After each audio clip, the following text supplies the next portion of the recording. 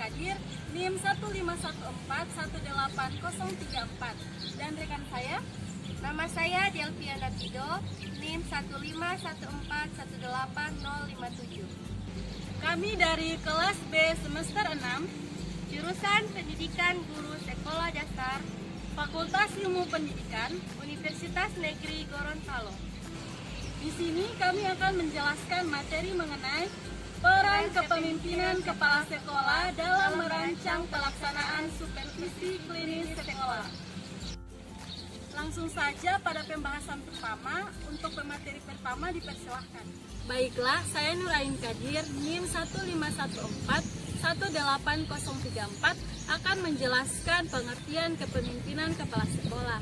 Langsung saja, kepemimpinan berasal dari bahasa Inggris yaitu leader yang berarti pemimpin. Selanjutnya, leadership berarti kepemimpinan. Pimpinan adalah orang yang menempati posisi sebagai pimpinan.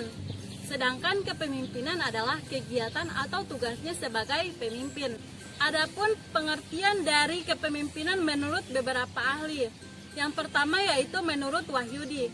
Kepemimpinan adalah sebagai kemampuan seseorang dalam menggerakkan, mengarahkan, sekaligus mempengaruhi pola pikir, cara kerja setiap anggota agar bersikap secara mandiri dalam bekerja, terutama dalam pengambilan keputusan untuk kepentingan percepatan pencapaian tujuan yang telah ditetapkan. Selanjutnya, menurut Sutopo dan Sunanto, kepemimpinan adalah kemampuan dan kesiapan yang dimiliki oleh seseorang untuk dapat mempengaruhi, mendorong, mengajak, menuntun, menggerakkan, dan kalau perlu memaksa orang lain agar ia menerima pengaruh itu.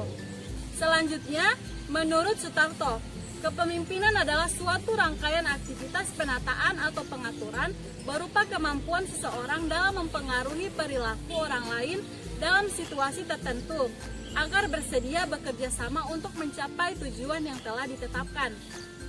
Selanjutnya, menurut Freeman dan Taylor, kepemimpinan adalah kemampuan untuk menciptakan kegiatan kelompok, mencapai tujuan organisasi dengan efektivitas maksimum dan kerja sama dari tiap-tiap individu. Selanjutnya, menurut Subagio Atmodiwiro, kepemimpinan diartikan sebagai ilmu atau kiat serta kemampuan seseorang mempengaruhi atau membimbing orang lain untuk mencapai tujuan dengan cara-cara tertentu pula. Dari definisi yang dikemukakan oleh beberapa para ahli di atas, maka dapat disimpulkan bahwa kepemimpinan kepala sekolah adalah kemampuan seseorang dalam mengarahkan aktivitas warga sekolah, seperti guru, pegawai, tata usaha, siswa, dan lingkungan sekolah, untuk mencapai tujuan yang ditetapkan sebelumnya.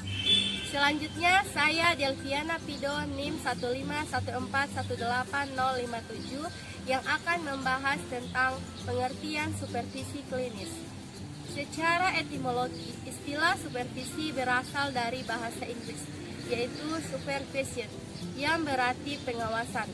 Secara morfologi, supervisi terdiri dari dua, yaitu super yang artinya atas, dan vision yang artinya pandang, lihat, titik, amati, atau awasi. Sedangkan menurut kata artinya, istilah klinis diartikan dengan istilah klinik dalam dunia kedokteran, yaitu 4 orang yang sakit datang ke dokter untuk diobati. Dalam supervisi klinis, guru disamakan sebagai pasien, sedangkan pengawas disamakan dengan dokter yang dapat mengobati pasien. Adapun pengertian supervisi klinis menurut para ahli, yaitu menurut Finder dan Anderson, yaitu supervisi klinis diartikan sebagai bentuk perbaikan pengajaran, tujuan yang dicapai dan memadukan kebutuhan sekolah dan pertumbuhan peran personal.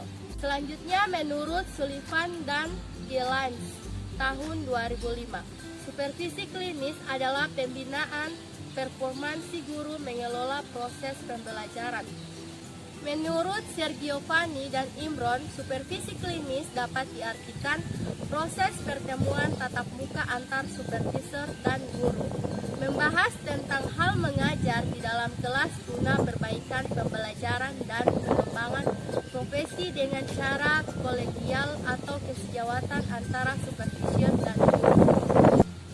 Menurut Prasojo dan Sudiono, pada konsepnya supervisi klinis dianalogikan dengan seorang pasien yang sakit dan menginginkan kesembuhan dari penyakitnya. Lalu dia datang ke dokter untuk diobati. Terakhir, menurut Asmendri, supervisi klinis adalah bentuk supervisi yang difokuskan pada peningkatan mengajar dengan melalui siklus yang sistematik.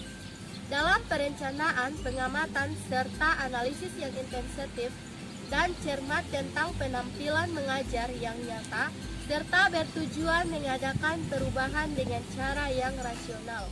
Selanjutnya, materi mengenai peran kepala sekolah dalam supervisi. Kepala sekolah adalah seorang supervisor di lembaga sekolah. Somat 2014 menyebutkan bahwa kepala sekolah memiliki peran yang sangat penting dalam supervisi klinis. Dengan demikian, maka kepala sekolah selaku supervisor hendaknya pandai meneliti, mencari, dan menentukan syarat-syarat yang diperlukan bagi kemajuan sekolahnya sehingga tujuan pendidikan di sekolah dapat dicapai dengan optimal. Yang keempat yaitu memberikan arahan dalam penyusunan silabus sesuai mata pelajaran dan kurikulum terbaru yang berlaku. Kelima, menyelenggarakan rapat rutin untuk membahas kurikulum dan bagaimana pelaksanaannya oleh guru di dalam kelas. Terakhir yaitu setiap akhir pelajaran menyelenggarakan penilaian bersama terhadap program sekolah. Adapun prosedur dan tahapan pelaksanaan supervisi klinis. Prosedur supervisi klinis berlangsung dalam suatu proses berbentuk siklus. Terdiri dari 3 tahap, yaitu tahap pertemuan pendahuluan, tahap pengamatan, dan tahap pertemuan balikan. Muhtar dan Iskandar menyatakan 2 dari 3 tahap tersebut memerlukan pertemuan antar guru dan supervisor, yaitu pertemuan pendahuluan dan pertemuan lanjutan. Yang pertama, tahap pertemuan pendahuluan. Dalam tahap ini, supervisor dan guru bersama-sama membicarakan rencana tentang materi observasi yang akan dilaksanakan. Tahap ini memberikan kesempatan kepada guru dan supervisor untuk mengidentifikasi perhatian utama guru, kemudian menerjemahkannya ke dalam bentuk tingkah laku yang dapat diamati. Yang kedua, tahap pengamatan atau observasi mengajar. Pada tahap ini, guru melatih tingkah laku mengajar berdasarkan komponen keterampilan yang telah disepakati dalam pertemuan pendahuluan. Supervisor dapat juga mengadakan observasi dan mencatat tingkah laku siswa di kelas serta interaksi antar guru dan siswa. Kunjungan dan observasi yang dilaksanakan supervisor bermanfaat untuk mengetahui pelaksanaan pembelajaran sebenarnya. Dan yang terakhir, tahap pertemuan lanjutan. Dalam hal ini, supervisor harus mengusahakan data yang objektif, menganalisis dan menginterpretasikan secara kooperatif dengan guru tentang apa yang telah berlangsung dalam mengajar. Setelah melakukan kunjungan dan observasi kelas, maka supervisor seharusnya dapat menganalisis data yang diperolehnya dan diolah dan dikaji yang dapat dijadikan pedoman dan rujukan pembinaan dan peningkatan guru-guru selanjutnya. Selanjutnya, Muhtar dan Iskandar menyebutkan langkah-langkah dalam proses supervisi klinis secara rinci. Yang pertama yaitu pertemuan awal. Pertemuan awal dalam tahap ini, supervisor dan guru bersama-sama membicarakan rencana keterampilan yang akan diobservasi dan dicatat. Secara teknis, diperlukan 5 langkah utama bagi terlaksananya pertemuan pendahuluan yang baik, yaitu menciptakan suasana akrab antar supervisor dengan guru sebelum langkah-langkah selanjutnya dibicarakan. Yang kedua, mereview rencana pelajaran serta tujuan pelajaran.